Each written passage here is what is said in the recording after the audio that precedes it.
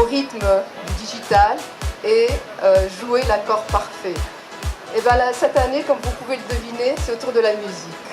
Et pour continuer notre présentation, je vais inviter Neila Benzine, notre CEO, à prendre la parole. Et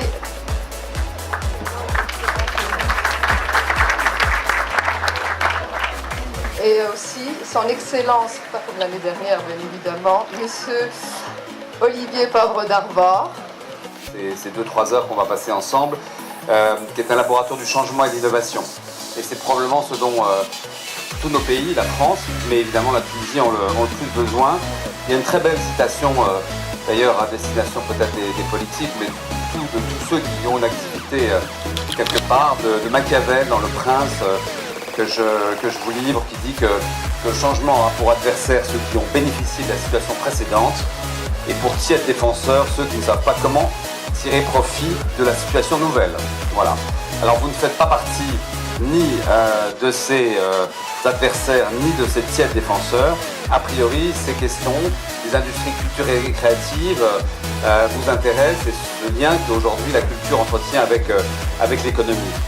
Il ne s'agit pas pour autant, étant assez français, croyant à l'exception culturelle, de confondre la culture et la balance commerciale ou de résumer uniquement par son marché, l'influence par le volume d'exportation ou la qualité d'une œuvre par la rapidité avec laquelle elle est consommée, mais néanmoins, c'est vrai qu'aujourd'hui, nous sommes tous dans ce monde, dans une bataille des contenus culturels, une bataille qui n'est pas forcément celle du soft power, elle n'est pas si soft que ça, dans un univers qui est dématérialisé, désormais unique et à vitesse accélérée.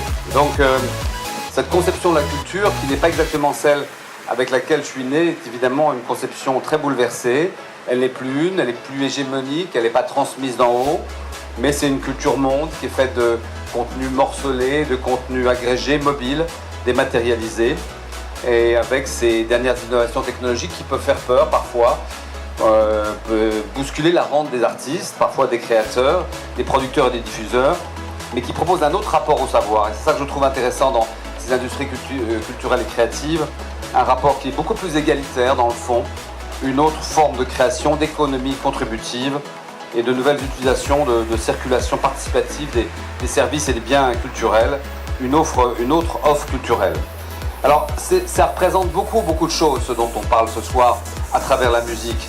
On parle toujours du football, mais bon, je sais bien qu'un transfert de Neymar au PSG, ça coûte de l'argent, ça rapporte peut-être, mais les industries culturelles et créatives, juste pour vous donner quelques chiffres, qui sont vraiment aujourd'hui un moteur de l'économie mondiale, représentent 32 millions d'emplois dans le monde, des recettes d'un montant de 2500 milliards de dollars, des secteurs qui représentent 3% du PIB mondial et environ, donc, comme j'ai dit, 1% de la population active mondiale qui travaille pour ces industries. Ces secteurs culturels et créatifs, dont on ne se rend pas compte qu'ils sont vraiment une source de croissance considérable, y compris pour des pays comme celui-ci, génèrent des revenus supérieurs à ceux des services de communication au niveau mondial, donc 2500 milliards de dollars US contre 1700 milliards de dollars pour les télécommunications, et emploient évidemment beaucoup plus de personnes que l'industrie automobile dans le monde. On a d'ailleurs quelques chiffres qui nous permettent de les resituer sur un plan géographique. L'Asie et le Pacifique, 34% de l'ensemble des chiffres que j'ai donnés au niveau mondial, 40% des emplois, avec une très grosse base de consommateurs et une classe moyenne qui est en pleine expansion. Leader du jeu vidéo, l'Asie, croissance rapide de l'industrie du livre et du cinéma. Puis l'Europe, la vieille Europe qui n'est pas morte, n'en déplaise à M. Trump, 32% des revenus des industries culturelles et créatives, 25% des emplois, une économie culturelle soutenue par un public qui achète, un public fervent, une population a priori très instruite et une très forte concentration de créateurs. Puis l'Amérique du Nord, 28% des revenus au niveau mondial, 15% des emplois, une très forte influence internationale, on en connaît évidemment les effets, leader dans le domaine du cinéma, de la télévision et du spectacle vivant. L'Amérique latine, ça ne représente que 6%, et réjouissons-nous parce que voilà une marge de développement considérable pour l'Afrique et le Moyen-Orient dans cette distribution du gâteau des industries culturelles et créatives qui vont forger les influences, qui vont forger le soft power l'Afrique et le Moyen-Orient réunis ne représentent aujourd'hui que 3%. 8% des emplois, mais des opportunités dans la production des films. On le voit ici en Tunisie, avec le cinéma tunisien, dans la télévision et dans la musique, qui est le sujet de ce soir. Mais une économie qui est souvent encore tout à fait informelle. Alors la France, dans ce domaine des industries créatives, est loin d'être dépassée, loin de là. Elle a peut-être raté la révolution Internet en préférant la solution du Minitel.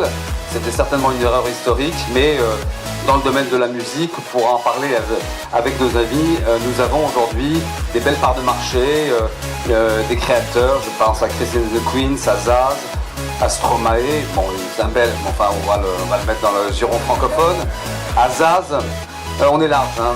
Même un Tunisien pour nous, il y a un petit côté quand même qui est relié à nous, Joy Jonathan, il y a plein de noms nouveaux et qui, vous le verrez, avec les chiffres qu'on vous donnera, sont plutôt bien partis sur le marché mondial. Mais ce dont je voulais parler ce soir pour terminer, c'est évidemment la Tunisie, parce que je crois qu'il y a vraiment à développer, et c'est vous qui êtes ici, venus ce soir à l'invitation de Naila Benzina. Je voudrais vraiment saluer de Business Decision, de Rim Bourguiba et toute son équipe. Vous êtes intéressés par ces industries culturelles et créatives, et néanmoins, c'est encore un peu naissant. Pourtant, le numérique en Tunisie, c'est 7% du PIB, 30% des exportations industrielles, et près de 10% des emplois totaux. La stratégie Tunisie Digitale 2020, je ne vais pas vous en parler, vous la connaissez, c'est ambitieux. L'AFD, l'Expertise France soutiennent ces programmes. Le programme Smart Tunisia, doté de 600 millions d'euros, qui permet notamment d'encourager l'implantation d'entreprises étrangères. Nous sommes le premier client et fournisseur de la Tunisie dans le secteur numérique. L'offre française est riche, Orange, Sofrecom, Business Decision, Sopra. Beaucoup d'entre vous sont ici présents. Le numérique, c'est un secteur vraiment de développement entre les deux pays, de partenariats industriels et commerciaux, de très nombreuses opportunités qui vont se présenter. Vecteur de croissance pour des filiales tunisiennes en France, je pense à Proximité, à la start-up Chico et d'autres évidemment. Et puis, grâce d'ailleurs à Neila, toujours, qui est la chef du fil de la future French Tech Tunisie, qui normalement devrait être installée début 2018 par le président Emmanuel Macron, qui en avait eu l'idée quand il était venu en novembre dernier en simple touriste amoureux de la Tunisie, sans savoir que 8 mois après, il serait le président français. Voilà, il y a beaucoup d'opportunités et il ne faut pas les manquer. Et l'occasion que vous nous donnez à Business Edition d'accueillir, y compris l'Institut français dont je salue la directrice Sophie Renaud ici, depuis cet après-midi, une réflexion sur ces industries créatives. J'espère que nos amis français qui sont venus ce soir se diront ici qu'il y a pas seulement un marché, mais surtout une ressource humaine, un désir de créativité, mais qu'il faut les outils, il faut cette croyance dans l'innovation, et donc au-delà de ce que peut faire l'État, les gouvernements, il faut encourager dans un cadre privé évidemment l'émergence de ces talents tunisiens, notamment dans le domaine de la musique. La collectivité des auteurs en France est effectivement en ce moment soumis à un conflit très compliqué avec le groupe Canal+, et donc je n'ai malheureusement pas pu en dernière minute honorer l'engagement que j'avais pris vis-à-vis d'Olivier de venir parmi vous, et croyez que je le regrette beaucoup parce que mon dernier voyage en Tunisie m'avait donné l'occasion de vraiment de confirmer, je le dis pour les Français dans la salle, ce que notre ambassadeur vient de vous dire. Pays formidable, pays d'innovation, et j'aurais voulu par ma présence personnelle apporter comme ça un petit message de plus d'encouragement et un témoignage. Alors, comme on me l'a demandé, est-ce que vous m'entendez ? Oui, très bien. Ça va ? Comme on me l'a demandé, d'abord je vais essayer d'être bref, puis je vais essayer d'être concret, qu'on parle digital, et je vais le faire de 3 manières. D'abord, je vais vous dire quelques mots de mon parcours, qui effectivement s'est beaucoup inscrit autour du digital, et notamment aujourd'hui à la tête de la première société d'auteurs au monde, qui est la SACEM, qui est d'un peu plus de 165 000 membres, et d'ailleurs est la première société d'auteurs du monde arabe, et nous avons la fierté de compter d'ailleurs un grand nombre de nos sociétaires qui sont tunisiens. Je vais vous dire quelques mots de ma carrière. Je parlerai ensuite de l'importance des industries culturelles et créatives, parce que je suis convaincu que c'est un potentiel décisif pour le développement de la Tunisie, en particulier autour du numérique. Et enfin, quelques mots pour vous expliquer pourquoi nous sommes, nous, aujourd'hui au cœur de la transformation digitale, du big data, et notamment des plus grosses innovations, en particulier ce qui est familier à beaucoup d'entre vous dans les grandes nouveautés comme les blockchains. Alors quelques mots sur mon parcours. Comme vous l'avez très gentiment dit en introduction, moi je viens du numérique, j'ai commencé ma carrière dans une entreprise américaine, Andersen Consulting, qui s'appelle aujourd'hui Accenture. J'ai commencé à apprendre à programmer en COBOL, langage qui doit encore dire quelque chose à certains parmi vous. Donc je viens de l'informatique et j'ai pendant 5 ans, entre 1997 et 2002, été le conseiller du Premier ministre de la France pour toute la politique Internet de la France. En 1997, la France comptait un peu moins de 300 000 utilisateurs d'Internet. Et pour ceux d'entre vous dans la salle, à peu près tous qui doivent s'en souvenir, s'ils étaient déjà nés, à l'époque, l'accès c'était le Minitel. On payait l'Internet à la minute et la France était la lanterne rouge des pays développés pour l'équipement d'ordinateurs. Donc on avait un vrai problème de retard et pendant 5 ans, on a mis le paquet.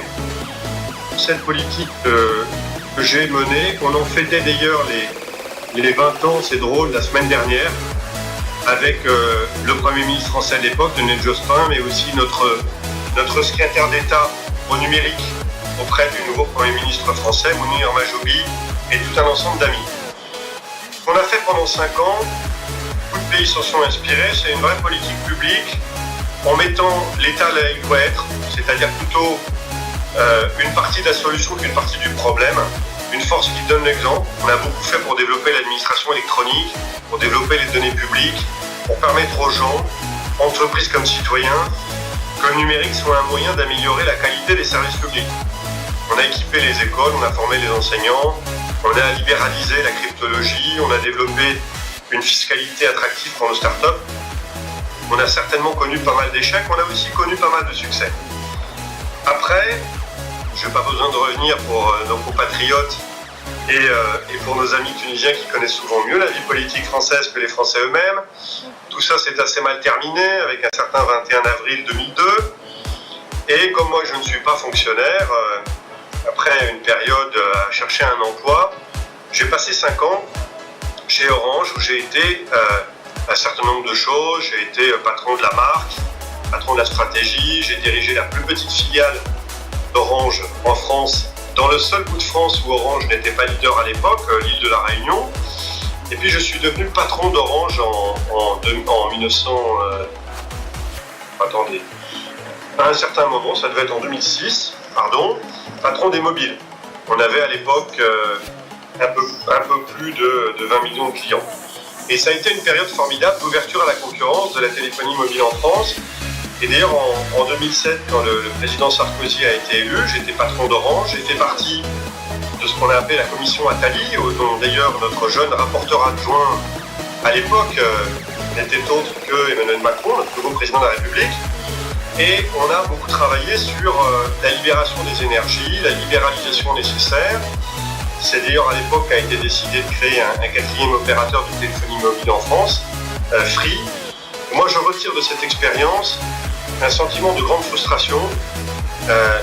Les Européens ont échoué à renforcer le leadership mondial dans le numérique qui était le leur à la fin des années 90. Et aujourd'hui, on se plaint des GAFA, on se plaint des NATU. On avait beaucoup de cartes en main. On s'est planté. Aujourd'hui, la plupart de ces entreprises mondiales sont américaines. Et nous, des deux côtés de la Méditerranée, il faut qu'on en tire des leçons, y compris face à notre fréquente naïveté.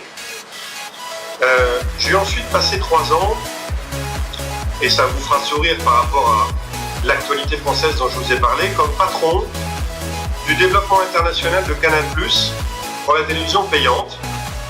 Et en particulier, c'est avec mes équipes que nous avons relancé Canal+ au Maghreb et que j'ai eu le plaisir à l'époque de venir avec le Premier ministre français de l'époque, qui n'était autre que Fillon, en Tunisie, où le Premier ministre tunisien nous avait accueillis.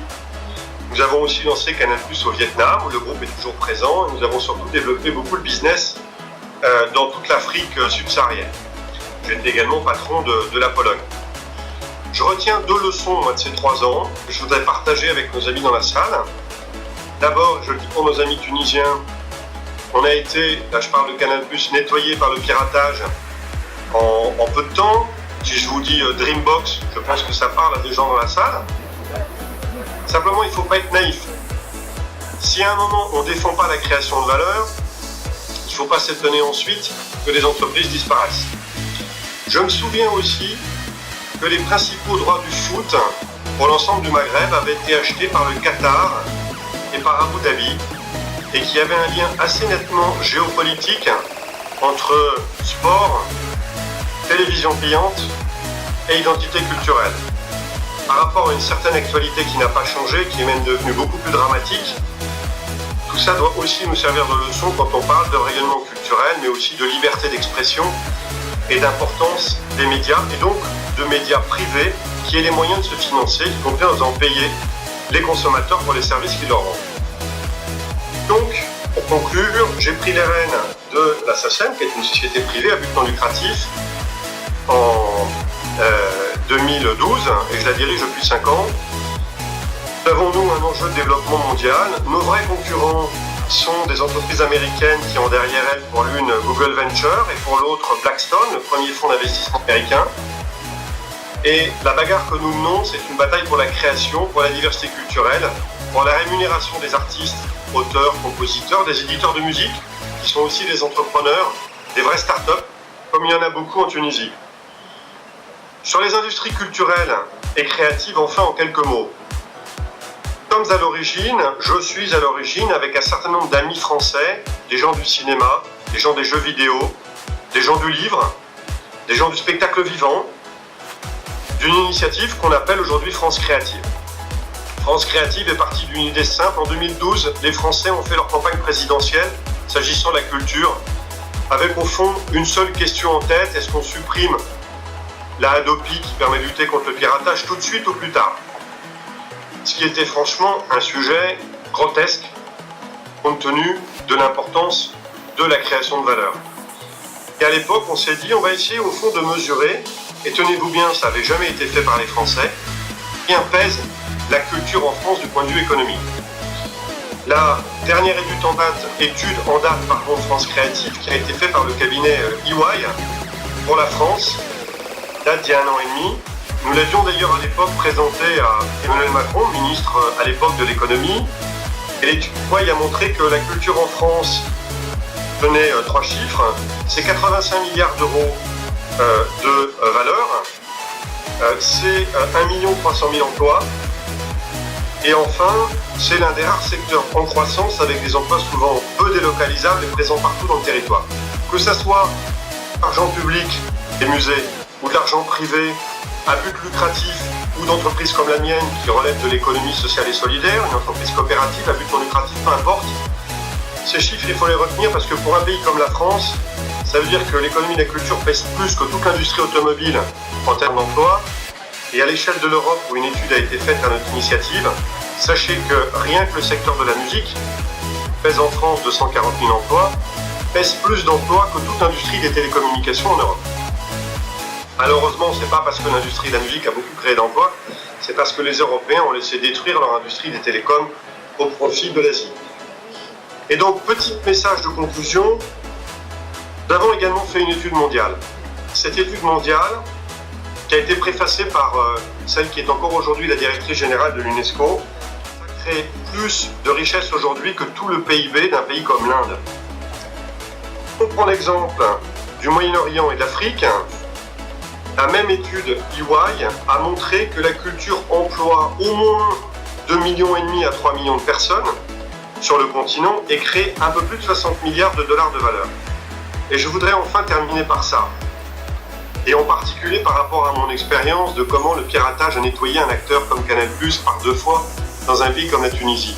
Ne nous y trompons pas. L'étude EY sous-estime probablement de 2 à 3 fois le potentiel économique des industries culturelles et créatives en Afrique, mais en particulier tout au nord du continent et autour de la Méditerranée, au Maghreb et au Machrek. Pourquoi ? Parce que vous le savez mieux que moi, des centaines de milliers à des millions d'emplois vivent autour de la culture, mais c'est bien souvent purement du piratage. C'est les CD pirates qu'on trouve partout sur les marchés à Tunis. Le résultat de tout ça, c'est quoi? C'est la création? Non, c'est la destruction de valeur massive. Les secteurs des industries culturelles peuvent, dans un pays comme la Tunisie, j'en suis certain, créer dizaines de milliers d'emplois, au-delà de cet aspect absolument fondamental du sens qu'ils donnent à la population tout entière et notamment à la jeunesse, d'un monde moderne, d'un monde ouvert, d'un monde libre, d'un monde qui respecte l'égalité entre les femmes et les hommes, d'un monde qui veut construire de manière optimiste des ponts des deux côtés de la Méditerranée. Donc nous sommes très attachés à ça. Tout ce que je pourrais faire, et je le dis à notre ambassadeur, y compris s'il y a une occasion de revenir cette fois-ci en vrai parmi vous, je serais trop heureux de le faire. Nous sommes à la disposition de nos amis tunisiens quand ils auront l'occasion de venir à Paris. Vous allez avoir parmi vous un grand exemple des réussites dans les industries culturelles françaises. Probablement un des plus beaux exemples avec Denis Ladegari et sa formidable entreprise, qui est le dernier label créé et qui sera peut-être la seule grande major européenne dans quelques années. Voilà toutes les raisons pour lesquelles j'étais vraiment très heureux de partager avec vous, avec des modèles de création de valeur sur lesquels Habib Achour, qui est parmi vous, l'un de mes collaborateurs, pourra partager, comme par exemple, dernier mot, la rémunération pour copie privée. Si vous mettiez en place ce dispositif en Tunisie, que vos voisins algériens ou d'autres pays du continent ont mis en place, c'est plusieurs millions de dollars de création de valeur supplémentaire pour le financement de la culture, sans qu'il en coûte 1 euro aux contribuables, sans qu'il en coûte d'ailleurs 1 euro aux consommateurs. Il y a des modèles modernes qui ne passent pas par de l'argent budgétaire. J'imagine combien le ministre de la Culture tunisien a des difficultés à défendre des budgets évidemment indispensables. Donc pour toutes ces raisons-là, j'étais très heureux de partager avec vous, très heureux de vous parler du numérique, très heureux aussi de faire le lien avec l'importance que constituent les industries culturelles et créatives pour l'avenir de nos liens entre Français et Tunisiens. Merci. Services qui vendent de la musique, des acteurs comme Spotify, Apple, Deezer, YouTube, et au milieu, vous avez des intermédiaires qui représentent les artistes pour distribuer leur musique, pour en faire le marketing et la promotion auprès de ces services, et c'est ce qu'est Believe Digital. Believe Digital, c'est une société que j'ai créée en 2005, en sortant quelques années après être sorti de plusieurs années d'expérience chez Vivendi. Deux choses. Entre 2000 et 2001, c'était il y a à peine une quinzaine d'années, la première ligne qu'on mettait pour évaluer toutes les opportunités de business dans l'Internet, c'était le taux de pénétration de l'accès Internet bas débit. Et à l'époque, il y avait 15% de la population française qui avait accès à Internet bas débit. Quand j'ai créé la société en 2005, la seule chose qu'on distribuait sur téléphone mobile, c'était des sonneries monophoniques, parce que dans le centre de Paris, on était en couverture 2G et l'iPhone n'existait pas encore.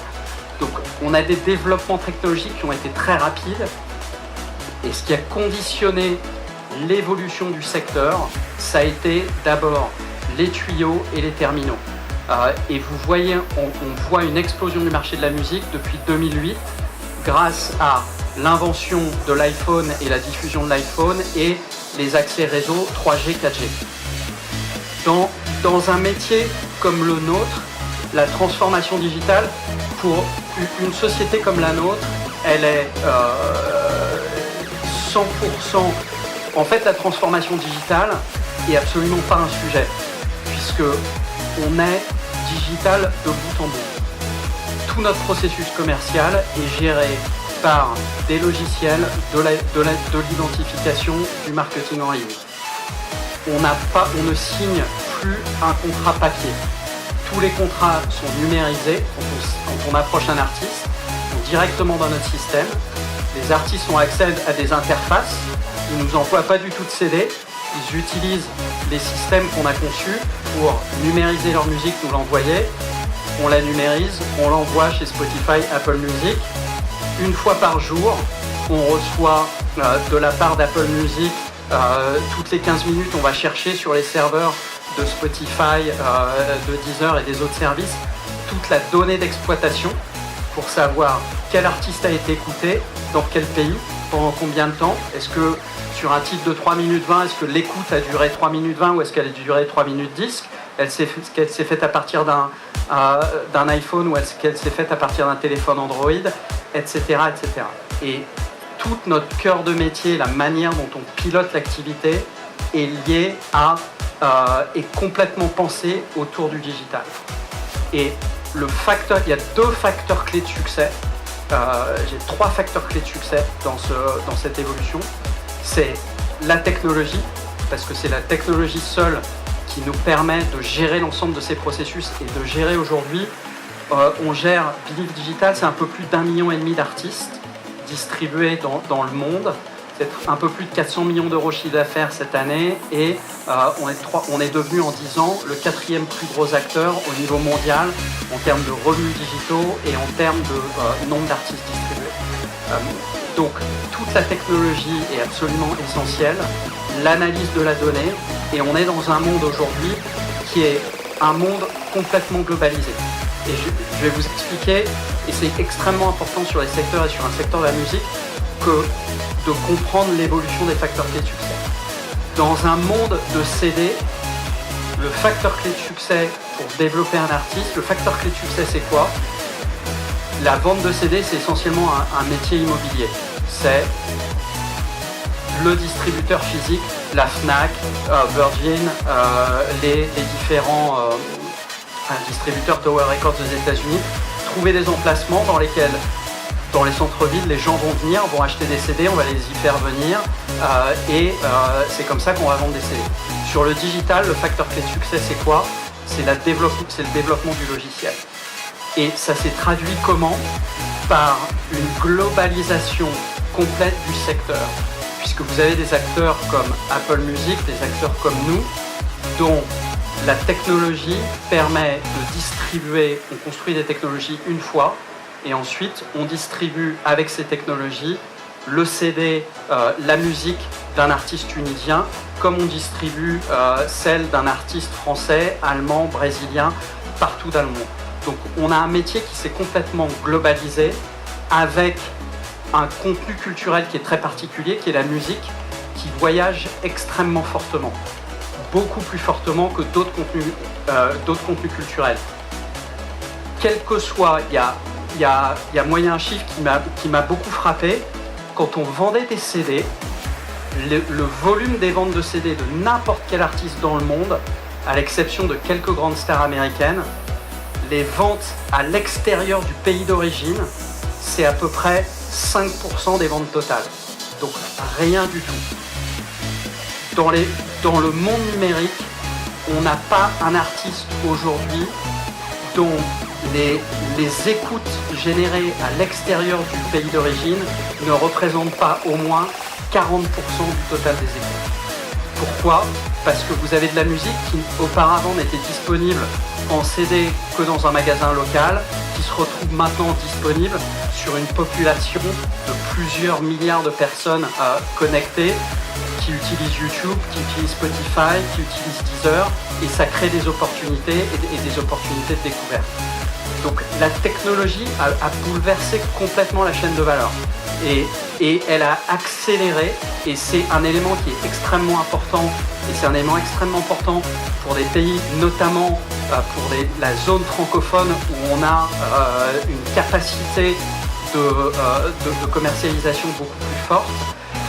Je vais prendre un exemple. On sort demain l'album d'un artiste de 17 ans, qui est un artiste français, qui s'appelle Petit Biscuit, et qui illustre bien l'intégralité de ce processus. Qu'est-ce qui s'est passé ? Il y a 18 mois, il a commencé il était étudiant en première, et il a créé 4 titres chez lui avec un logiciel. Il fait de la musique électronique. Et puis, il a commencé à les distribuer avec un service qu'on a développé qui s'appelle TuneCore, dans lequel n'importe quel artiste au monde, quel que soit son niveau de développement, peut venir.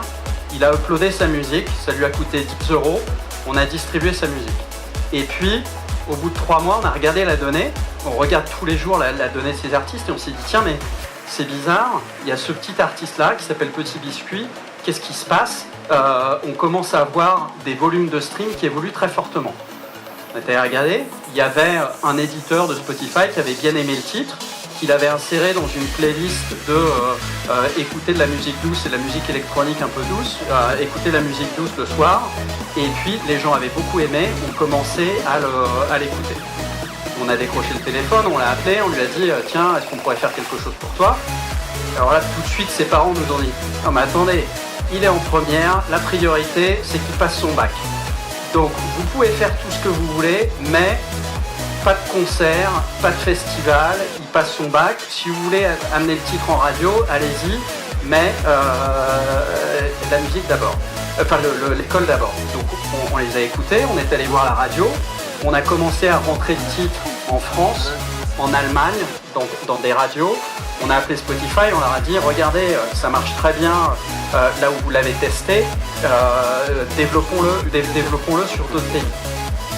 Un an après, il était dans le top 50, son titre était dans le top 50 des titres les plus écoutés dans le monde.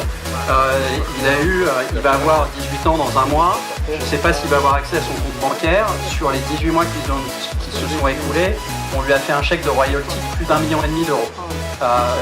Et l'album n'est pas encore sorti, il sort la semaine prochaine. Donc, et c'est l'exemple typique de ce qu'on voit dans le Nouveau Monde. La technologie lui a permis quoi ? La technologie lui a permis de produire tout seul dans sa chambre, ce qui n'était pas possible il y a 10 ans ou il y a 15 ans. La technologie nous a permis à nous de mettre sa musique disponible partout où il y avait des consommateurs susceptibles d'écouter sa musique dans le monde. Et tout le retour de données qu'on a eu sur l'écoute de sa musique, les gens qui écoutaient, la qualité de réponse pays par pays, nous a permis de construire ce qui est le cœur de notre métier, l'investissement marketing et promotion, là où on savait qu'il y avait des gens qui réagiraient le plus fortement à l'écoute. Aujourd'hui, et pour rebondir sur ce que disait Jean-Noël, on est dans une phase dans laquelle la transition numérique a commencé dans les années 2000 sur la musique, et elle est passée par beaucoup de phases. Elle est passée par une phase très forte de destruction de valeur. Les gens achetaient du CD, ils se sont mis à pirater. Pourquoi ils se sont mis à pirater ? Parce qu'il n'y avait pas de réseau, ils étaient de qualité assez faible, il n'y avait pas d'iPhone, donc je pouvais avoir que de la musique très fortement encodée en basse qualité, que je mettais 5 minutes à télécharger, aucune envie de payer, je pirate. On est passé par le piratage, destruction de valeur. L'industrie de la musique a perdu 60% de sa valeur en l'espace de 8 ans. Puis, qu'est-ce qui s'est passé ? Première reconstruction de valeur, Apple a dit je vais essayer de relancer quelque chose, ça s'appelle iTunes, je vais vendre des titres à 99 centimes d'euros. Au moins, il n'y aura pas de fichiers avec des virus. J'apporterai un peu de qualité, je vais faire payer un peu, mais j'apporterai un peu de qualité de service. Première adoption. Deuxième adoption, 2008, l'iPhone arrive, on commence à avoir des réseaux 3G, 4G, un certain nombre de services qui se disent maintenant, non seulement je peux faire télécharger des titres, mais j'ai assez de bandes passantes pour être capable de faire écouter des titres en streaming. Donc, je vais lancer une offre dans laquelle je n'aurai pas payé pour de la musique. Elle sera accessible gratuitement partout. Phase d'adoption très forte. Et on arrive depuis 2 ans dans une phase dans laquelle reconstruction de valeur massive, très rapide, parce que ce qu'on avait eu essentiellement, dans ce qui a été pour l'industrie, ce qui a été intéressant, c'est que dans toute la phase, les usages sont restés absolument massifs. Le piratage a été massif, le streaming gratuit a été massif. Et depuis 2 ans, on arrive dans une phase dans laquelle n'importe qui, sur des services comme Deezer, Spotify, est capable d'avoir accès à l'intégralité du catalogue des artistes tunisiens qui a été numérisé, des artistes indiens, des artistes dans tous les pays du monde. En arrivant à l'avion tout à l'heure, on distribue un certain nombre d'artistes tunisiens, j'ai tapé les noms dans mon moteur de recherche, je suis allé écouter, chose que j'aurais pas pu faire sur les offres précédentes. Et ça a déclenché une volonté à payer de la part du consommateur et une accélération de la création de richesse. En décembre 2015, il y a 2 ans, il y avait 30 millions de personnes dans le monde qui payaient 9,99 € par mois pour avoir accès à un service comme Spotify, Apple Music ou Deezer.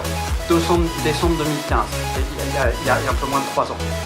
Décembre 2016, vous aviez plus de 80 millions de clients qui avaient fait la démarche, 50 millions de personnes en plus dans le monde qui, en 1 an, ont souscrit à ce type de service. Les chiffres vont sortir en décembre 2017. On pense que le nombre de gens qui vont être abonnés à des services payants va être compris entre 130 et 140 millions de personnes dans le monde. Et les estimations, c'est qu'on sera à plus de 300 millions de personnes dans les 36 mois qui viennent. Pour vous donner une idée, ce que ça tire pour une boîte comme nous, c'est quasiment 50% de croissance organique par an qui est tiré simplement au-delà de ce qu'on fait, par l'adoption du marché. Donc, et dans ces industries, le message clé, c'est de dire on est sur des marchés qui sont encore très très naissants. Ça crée des opportunités extrêmement fortes et il faut être extrêmement attentif aux signaux et au développement des marchés. Dans la technologie, des boîtes comme Believe, c'est une boîte qui est devenue leader sur le marché, qui a 12 ans d'âge. Des boîtes comme Deezer, des boîtes comme Spotify, ce sont des boîtes qui n'existaient pas il y a 10 ans, qui font toutes aujourd'hui entre 400 et 2 milliards de chiffre d'affaires pour les plus grosses d'entre elles. Donc, il y a des vraies opportunités dans le secteur culturel. On voit ce que je disais cet après-midi. Ce qu'on voit, c'est que à partir du moment où vous avez de la valeur qui se reconstitue dans le secteur, et là, la valeur qui se reconstitue sur les contenus, il y a une appétence sur des contenus. Dans des pays comme la Tunisie, qui sont des pays avec des démographies très jeunes, il y a d'abord une appétence très forte pour le contenu, une formation au digital, une adoption du digital qui est beaucoup plus rapide que dans des pays avec des démographies plus âgées. Et donc, quand le marché va commencer à se structurer, et ce qu'on voit, on voit les premiers signes et il est en train de le faire, vous allez avoir une accélération très rapide et l'adoption va prendre, ce qu'on voit dans tous les pays, ça prend à peu près 5 ans pour arriver à une adoption de masse. Et ça va créer des opportunités massives, à la fois pour le contenu culturel, pour des offres de technologie locale et la construction du contenu culturel local. Donc, ce dont on est convaincu aujourd'hui, c'est que les 5 prochaines années vont être la reconstruction. Il va falloir 5 ans pour amener l'industrie de la musique au niveau où elle était à son haut il y a une dizaine d'années et pour la construire au-delà. Donc c'est un secteur aujourd'hui qui est extrêmement dynamique et sur lesquels il n'y a aucune raison que ce qu'on est capable de faire avec un petit biscuit, petit biscuit, c'est un exemple français. Je pourrais vous prendre un exemple de Philippines, d'un artiste philippino, d'un artiste indonésien, d'une artiste africaine. Vous avez dans tous les pays, on a construit des histoires, on a développé des artistes locaux en artistes régionaux. Donc il y a une opportunité très forte. Le monde francophone ouvre des portes plus importantes ouvre des portes assez importantes. Donc je vous encourage à regarder ce secteur de très très près et de regarder les opportunités qu'il peut offrir. J'appelle donc le duo Denia Ochra.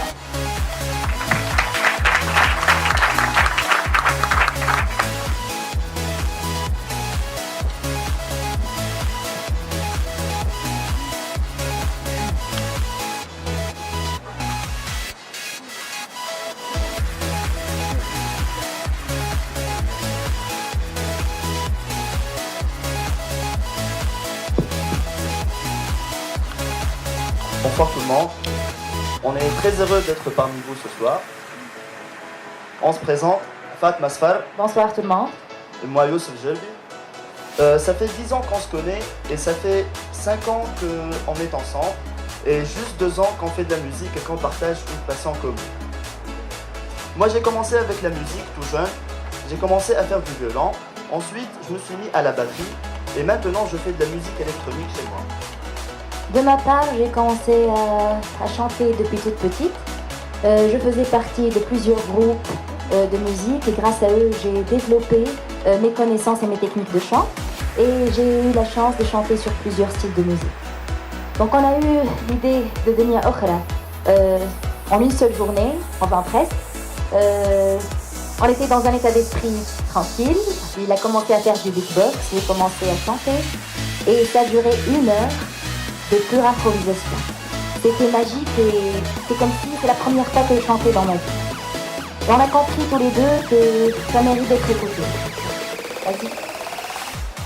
On a vite compris que ce qu'on faisait est important et il fallait prendre les choses un peu au sérieux. On a commencé à organiser des répétitions quotidiennes, on a commencé à rechercher un peu des sources d'inspiration et surtout à comprendre comment on va produire notre son. On a opté pour le live looping, grâce à un looper qu'on a commandé du Japon et on est resté 1 an à attendre sa livraison. Il vaut mieux une petite démonstration pour comprendre le tout. Cachez vos ceintures. Ça allait venir. Je commence à enregistrer un petit son.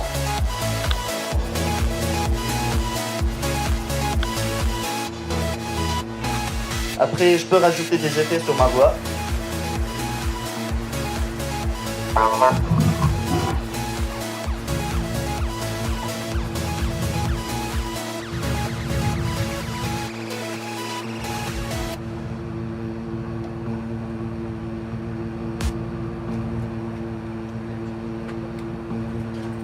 Je peux utiliser des objets du quotidien.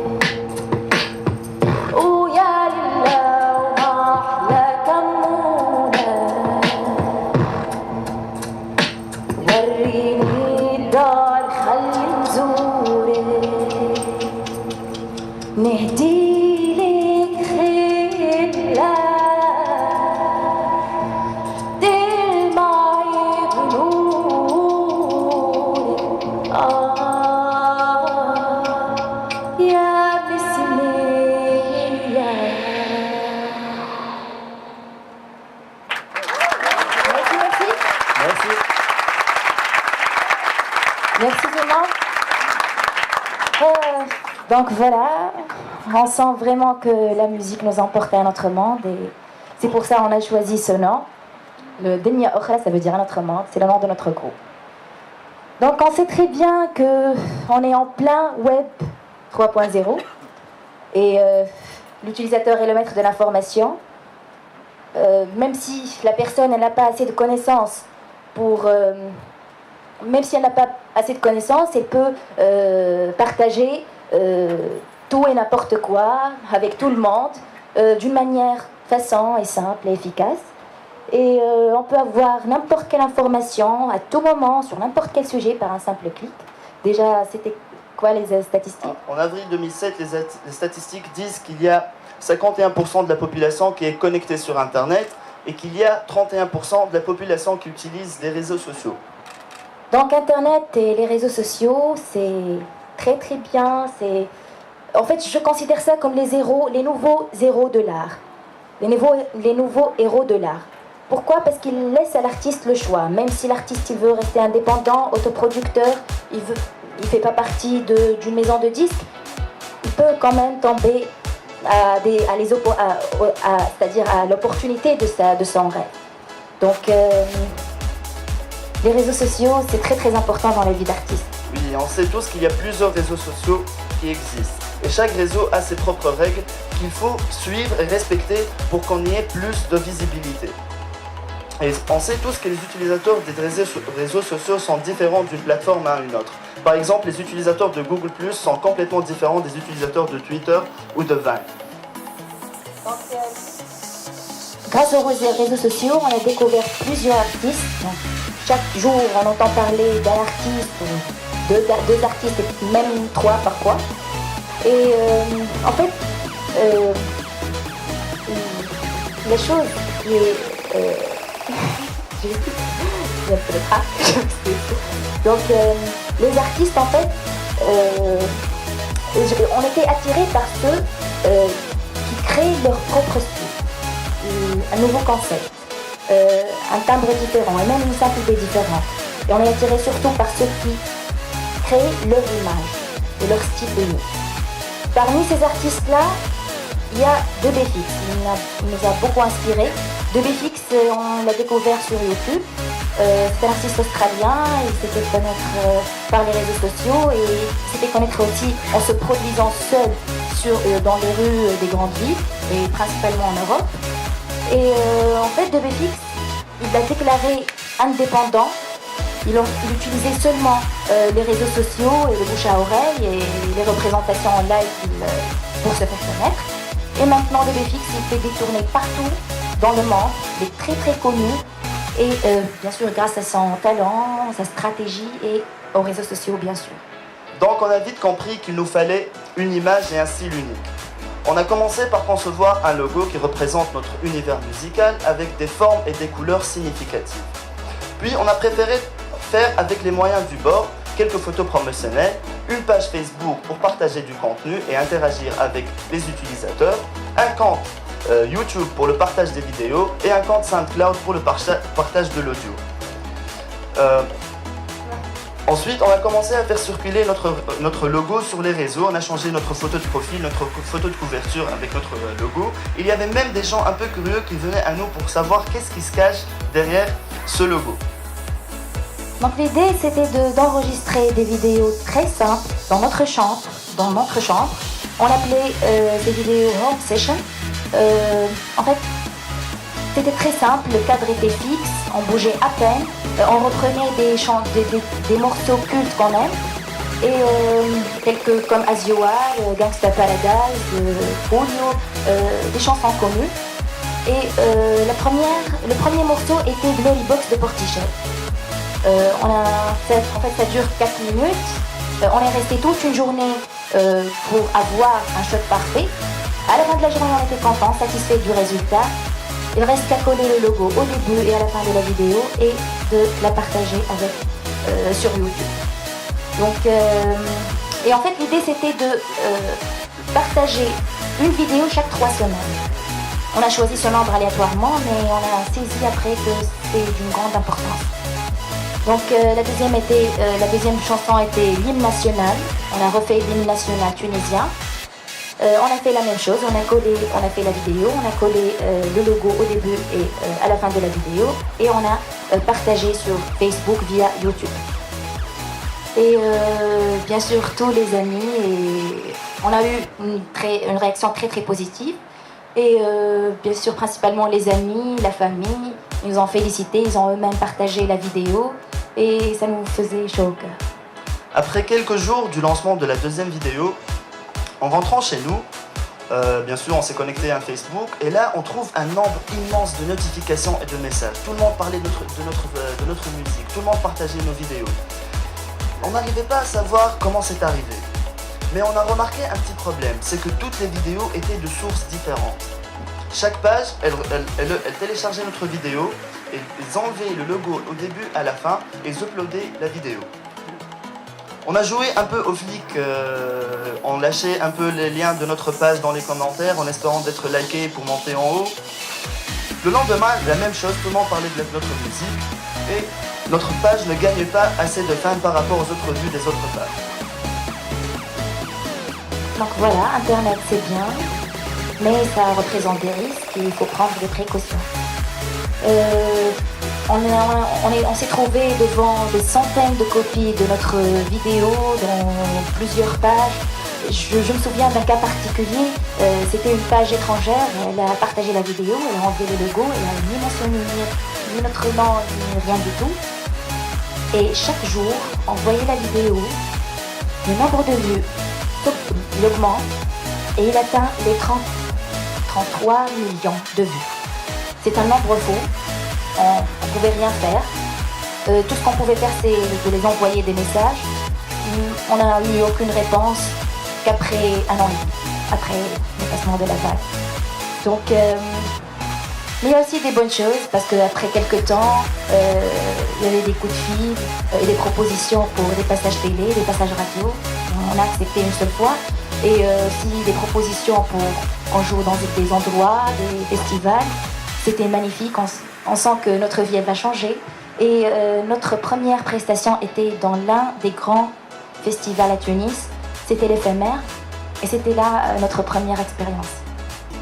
Après une année, on a commencé à se faire un peu connaître, on a joué un peu partout en Tunisie.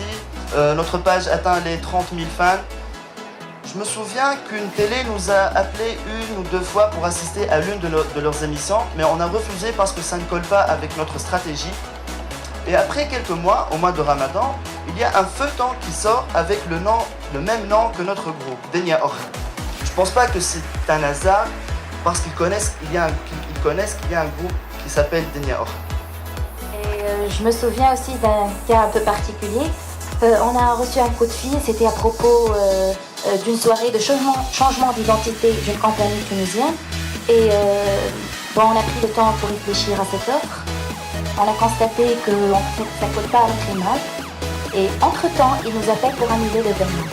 On dit c'est bon, c'est pas un problème, ça arrive.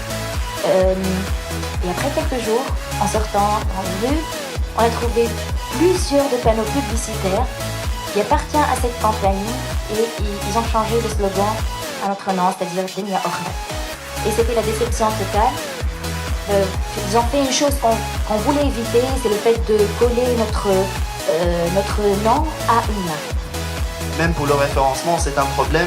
Maintenant, pour nous trouver, nous les musiciens, on trouve toujours la compagnie tunisienne ou le feuilleton tunisien. Mais il n'y a pas que les mauvaises choses, il y a aussi des bonnes choses grâce aux réseaux sociaux. Par exemple, on a fait presque la tournée de la Tunisie.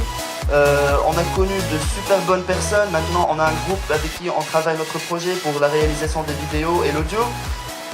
Et dernièrement, ce mois-ci, on était invité à jouer à Berlin grâce à une bouqueuse allemande. Elle a écouté notre reprise de l'hymne national. Elle ne comprenait pas les mots, mais elle a aimé la musique et nous a invités à jouer à Berlin. Il y a le Goethe Institut, il nous a invités à jouer à Hambourg. Donc, les réseaux sociaux, ça rapporte des bonnes choses et il y a aussi les mauvaises choses. Donc voilà, Internet et les réseaux sociaux sont très très importants dans la vie d'un artiste. Il nous permet à communiquer et à se rapprocher du grand public. Même s'il y a quelques risques, on peut facilement tirer des avantages. Donc On s'est réunis aujourd'hui au nom de la musique. On termine avec la musique. Merci.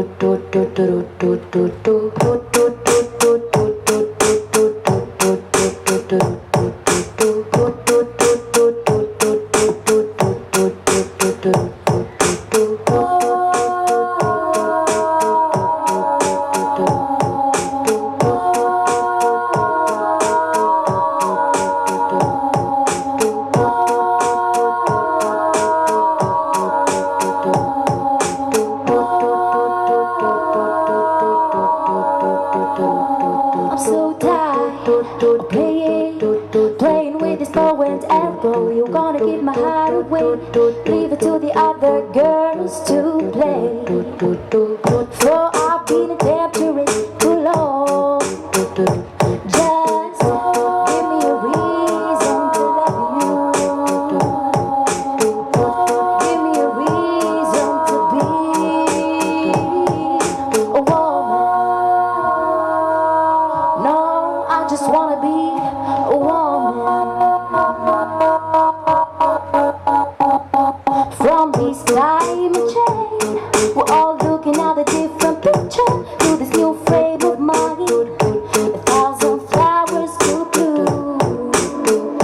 Move over and give up some room, yeah, yeah. Give me a reason to love you. Oh, give me a reason to be a woman. No, I just wanna be a woman.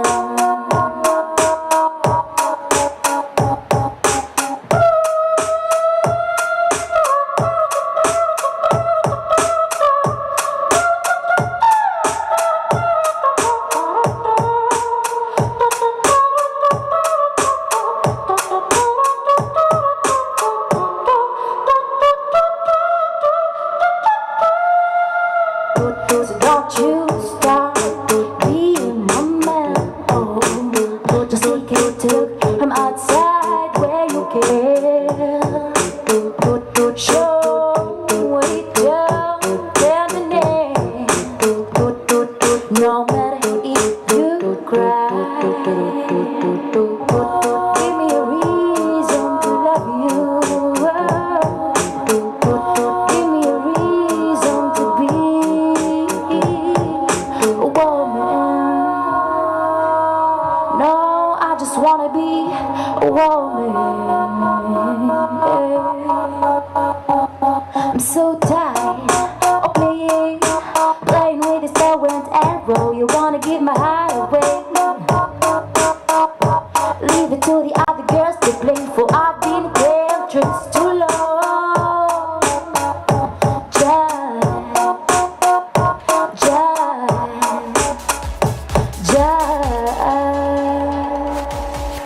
Merci, merci, merci Thomas. Merci beaucoup.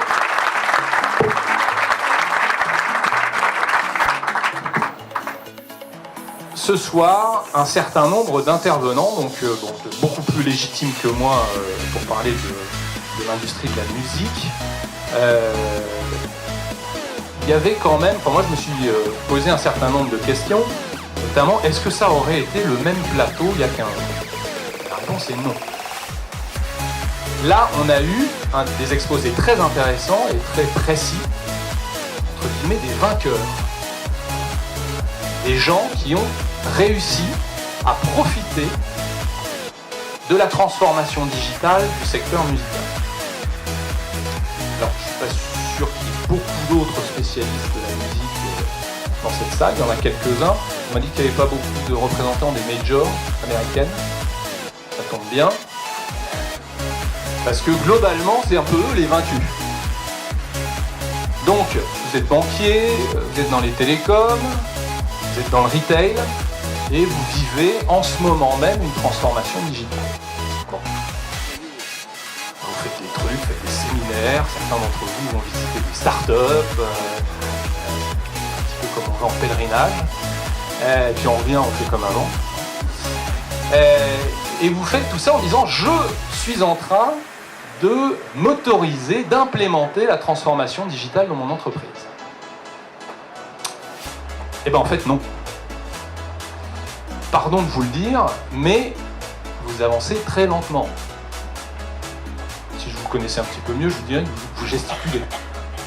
Parce que la transformation digitale, vous en avez vu un exemple abouti.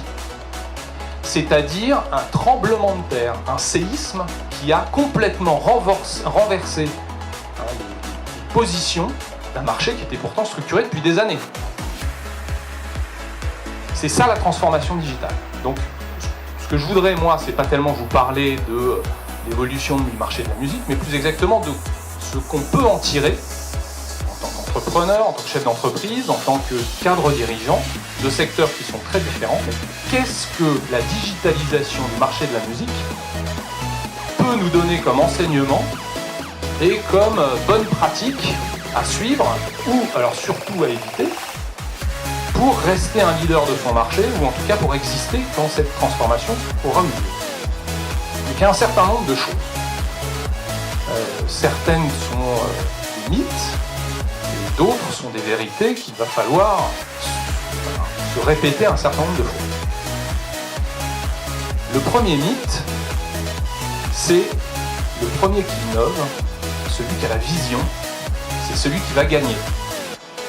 Et il y a un certain nombre, je pense, d'entreprises qui, comme ça, sont absolument tétanisées par les startups en se disant ça va trop vite, ils sont pas comme nous, on pourra jamais suivre, etc. etc. Alors, si on prend le cas de Believe, avant il y avait Napster, avant il y avait un certain nombre, il y a eu, j'imagine, un certain nombre d'exemples qui ont eu lieu. Donc c'est pas forcément le premier qui gagne. Je dirais même que les cimetières économiques sont peuplés de visionnaires. C'est-à-dire quand vous êtes visionnaire, généralement vous essuyez tous les plâtres et en plus vous fédérez contre vous tous les lobbies et tous les particularismes, les communautarismes contre eux. Ça va de ceux qui pilotent le marché, qui justement, dans votre citation, étaient les gens qui avaient intérêt à défendre le marché puisqu'ils le dominaient, mais également la loi. Parce que la loi, elle régit le monde d'avant et elle espère que ça ne va pas trop changer, mais certainement pas le monde futur. Donc elle a toujours un peu de retard par rapport à ça. Donc quand vous innovez, je pense que Philippe a connu des choses comme ça, vous avez parfois, alors des gens avec qui vous parlez maintenant très bien, notamment la SACEM, etc., qui peuvent être à un moment donné pas aussi matures et être un frein business. Donc, ôtez-vous de l'idée qu'il faut absolument être le premier. Alors ça tombe bien parce que généralement dans les grandes entreprises, on n'est pas toujours les premiers sur l'innovation. Qu'est-ce qui compte pour réussir une transformation digitale? C'est pas forcément la vision, il faut plus être objectif. Il faut avoir une capacité à regarder ce qui se passe. Et là, quand on prend l'exemple du marché de la musique, c'est saisissant.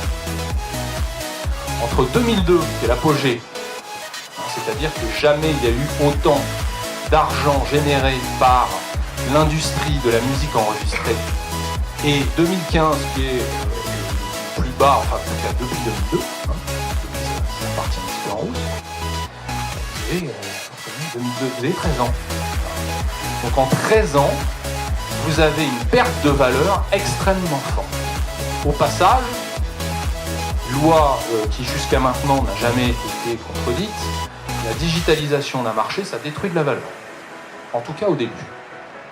En tout cas sur l'activité traditionnelle. Après, ça réinvente des services qui, là, vont faire croître à nouveau de la valeur parce qu'ils ont inventé un nouveau monde. Donc vous avez d'abord un premier monde qui s'effondre, un deuxième qui émerge. Voilà. Donc, c'est pour ça que moi ça m'amuse beaucoup quand je vais faire des missions de digitalisation ou de transformation digitale. Quand on fait témoigner les gens, tout le monde est absolument ravi de mener une transformation digitale au milieu d'équipes qui sont elles-mêmes satisfaites, etc. Il va falloir se rendre compte qu'il y en a quand même un certain nombre qui vont laisser leur job. Donc il faut avoir cette capacité à regarder ce qui se passe.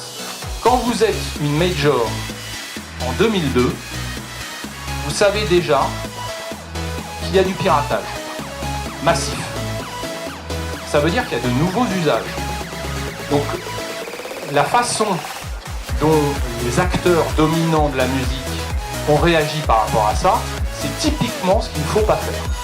Alors, c'est facile à dire maintenant, hein, parce qu'on a du recul et on voit qui a gagné et qui a perdu. Donc, là-dessus, même si ça peut être assez drôle de le constater, il faut savoir rester très humble. Parce que je ne sais pas ce qu'on aurait fait à leur place. Donc, qu'est-ce qu'ils ont fait ? Numéro 1, vous avez le déni.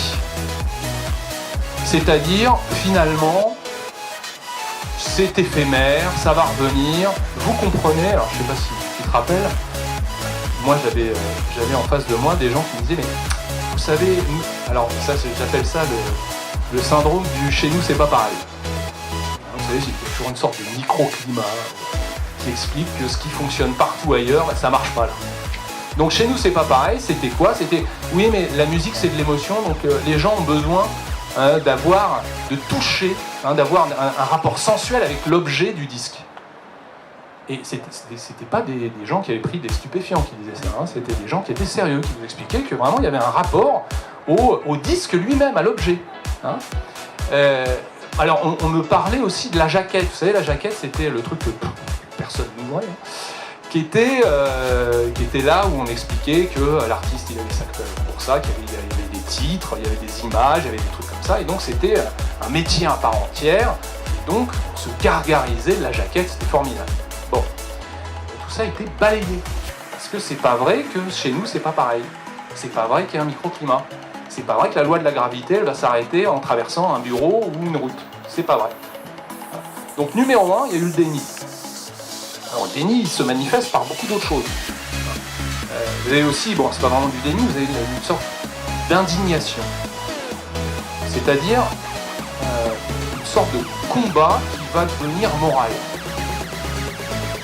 Donc, vous n'y arrivez pas. D'abord, vous niez le fait qu'il y ait quelque chose qui arrive. Donc, finalement, vous ne prenez pas d'action, vous regardez, vous voyez qu'il y a du piratage, donc il y a un nouvel usage. Vous ne faites rien. Vous dites, ça va passer.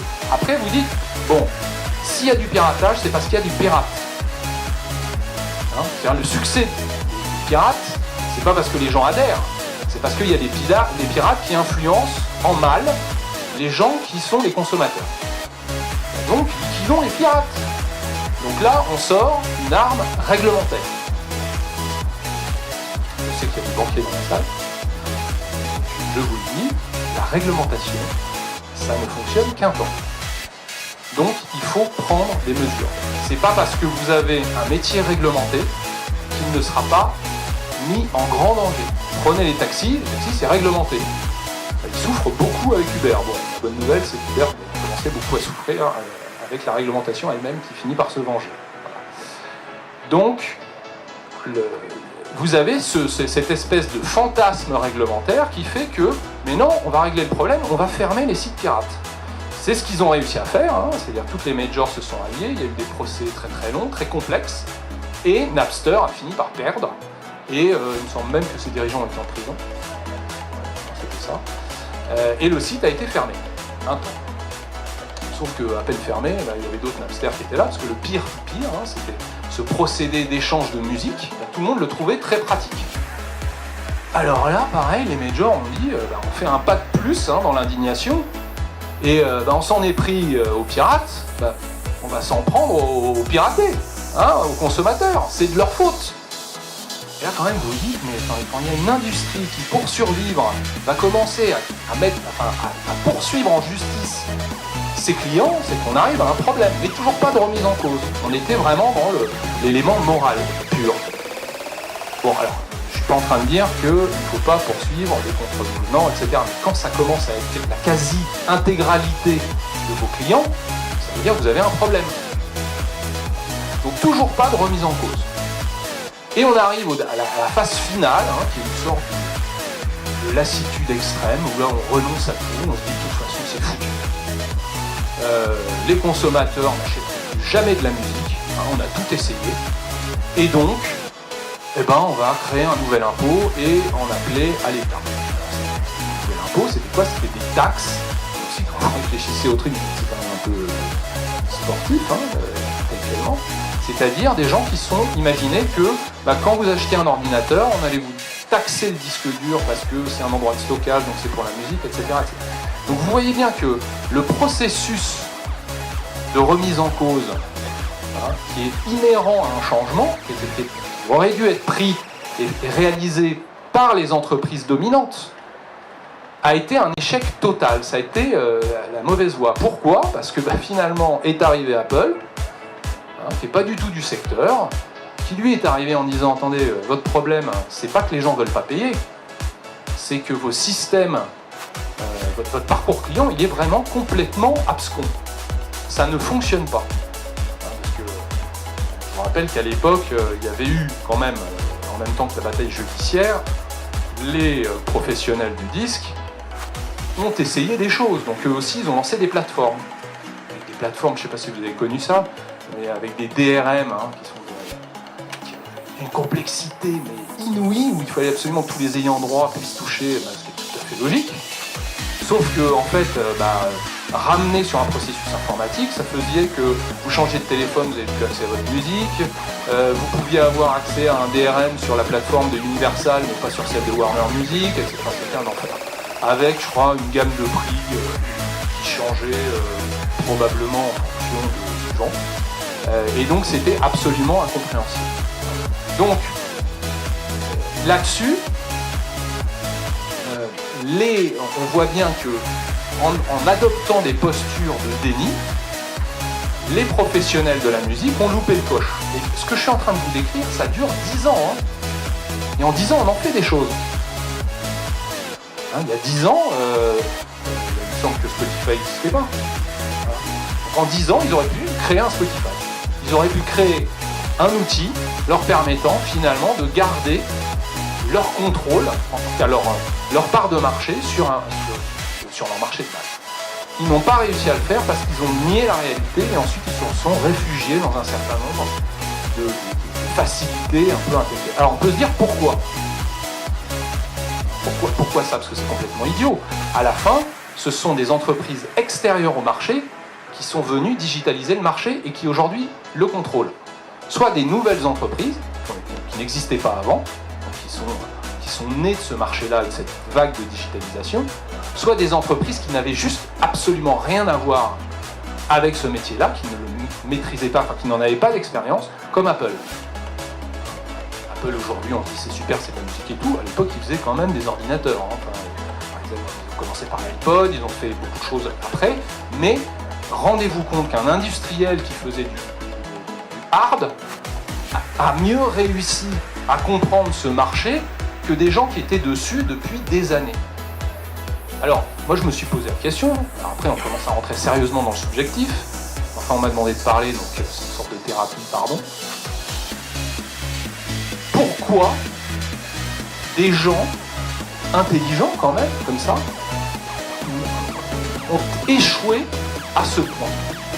Alors, premier élément, n'oublions pas que c'est probablement la première industrie à connaître une digitalisation aussi rapide et aussi profonde. C'est-à-dire qu'il n'y avait pas beaucoup de best practices. Ah oui, aujourd'hui, je suis un peu le malin, mais parce que, encore une fois, on connaît la fin de l'histoire. Et vous, quand vous allez rentrer dans vos entreprises, vous allez dire, je sais maintenant ce qu'il faut que je fasse, parce qu'il y a quand même un exemple devant nous qui est cette industrie. Bon. Ensuite, vous avez un problème. Il faut se mettre un peu à la place des gens. Je vous l'ai dit un petit peu plus tôt, la digitalisation d'un marché, ça détruit de la valeur, en tout cas dans un premier temps. Donc imaginez que vous êtes un cadre dirigeant d'une entreprise dominante comme, je sais pas moi, Universal Music, vous êtes en 1999, et vous avez tout pigé. L'arrivée du streaming, c'était pas encore, le débit n'était pas là, mais enfin, vous êtes un génie. Vous avez une vision parfaite. Et là, vous vous dites, je vais aller voir mon boss. Ou alors, si vous êtes le boss, je vais voir mes actionnaires. Bon, patron, je crois que j'ai trouvé. On a un secteur qui est en croissance, on est dominant, on n'a jamais gagné autant d'argent. Eh ben, on va tout changer. On va détruire 70% de la valeur du marché, mais au moins, on va optimiser nos parts de marché. D'accord ? Si tout se passe bien, vous faites virer. Voilà. Donc, avoir la vision de ce qui va se passer, ou même la constater, parce que on a eu des échanges un peu plus tôt. Moi, je prétends aujourd'hui que la vision, l'intuition, même si c'est quelque chose d'utile, ça n'est plus indispensable. Parce qu'avec des outils data, des outils de mesure en permanence, vous n'avez plus à essayer de deviner, vous n'avez qu'à mesurer et constater. Après, il faut agir. Et c'est ça le problème. Vous voyez quelque chose, vous avez le poids d'une hiérarchie, vous avez des actionnaires, vous avez un business model, vous avez des prêts à rembourser, vous avez des résultats à présenter en bourse. Comment vous allez leur expliquer qu'il va falloir casser le beau jouet que vous avez? C'est très compliqué. Voilà. Alors je me suis dit, bon, très bien, mais en fait, il y en a quand même qui ont réussi. On est AXA, par exemple. AXA a commencé sa digitalisation alors que le marché de l'assurance est encore très réglementé et pas franchement très attaqué. Mais ils vont très vite. Accor l'a fait. Bon, après, ils ont en face 2 bookings. Ils commencent sérieusement ils sont obligés de le faire, sinon ils ont des gros problèmes de survie. Mais en tout cas, vous avez des entreprises qui prennent les devants. Donc ils ont bien réussi à vendre ça à leurs actionnaires, à leurs patrons, etc. Alors moi, je vous donne un conseil là-dessus. Si vous voulez vous-même vendre ça à votre patron ou à vos actionnaires, laissez tomber tout discours positif. La bienveillance, le truc comme ça ne marche pas. Par contre, essayez la trouille. Vous leur faites peur. Donc, moi, je vais vous raconter la réalité de ce que c'est que la digitalisation. C'est exactement comme arrêter de fumer. Je m'explique, parce que là, il faut quand même que je m'explique. Il y a des fumeurs parmi vous? Ouais? Bon. Alors, vous savez que c'est pas bien. Vous avez lu les études. Ça va mal se passer. Un jour ou l'autre. Pourtant, vous fumez. D'accord. Il y a quelqu'un qui disait arrêter de fumer, c'est facile. Moi, je l'ai fait plein de fois. Voilà. Bon, donc vous fumez, vous savez que c'est pas bien, mais vous continuez à fumer. Vous savez quand est-ce que vous allez arrêter de fumer? Quand vous aurez mal ou quand vous aurez peur. La digitalisation, c'est pareil. On gesticule jusqu'à ce qu'on ait un Amazon en face de nous qui nous prenne 10 points de part de marché par an, et là, c'est la panique. Donc, conseil que nous, on donne à nos clients, c'est si vous voulez faire des changements, d'abord, il faut que ce soit des changements assez radicaux, assez profonds. Vous avez le temps pour les prendre. N'imaginez pas que on va tout faire en un an comme ça. C'est lent, mais il faut les faire. Il faut les faire, et pour ça, il faut avoir un sponsoring à très haut niveau pour que toute l'entreprise soit alignée. Sinon, vous allez gesticuler, etc. Ensuite, la vision, la décision, la lecture, des changements que vous pouvez voir dans les usages de vos clients, c'est une bonne chose, mais c'est pas ça qui va vous faire prendre la bonne décision. Après, il faut implémenter, il faut être agile.